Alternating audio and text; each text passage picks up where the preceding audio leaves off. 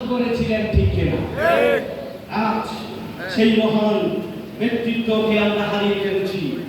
আকাশের মতো ভার, সমুদ্রের মতো বিশাল, হৃদয়ের অধিকারী হন।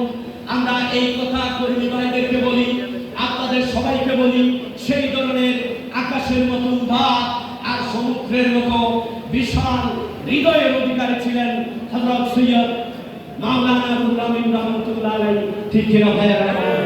আমরা যে বলি আজকে টাকা পয়সা ওনাদের কথা আসে অনেক, বৃত্তের প্রাচুর্য নয়, চিত্তের বিশালতা চাই। বৃত্তের প্রাচুর্য নয়, চিত্তের বিশালতা চাই। উনি বৃত্তশালী ছিল না, ওনার চিত্তটা, ওনার সিনাটা, ওনার বিশ্বাসটা আল্লাহ এবং আল্লাহ রাসূলের মহব্বতে কুরবান করে দিয়েছে। ওনার সেই খেদমত বলতে গেলে অনেক কথা, আমি এত লম্বা চড়া করার সময় নাই।